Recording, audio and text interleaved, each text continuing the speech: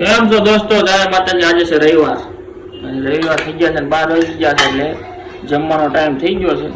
જોઈએ જમવામાં શું છે. તો જમવામાં છે આજે તુરિયા પાત્રાનું શાક. ભાઈ કાજુ બાજુ નાખ્યા છે ને.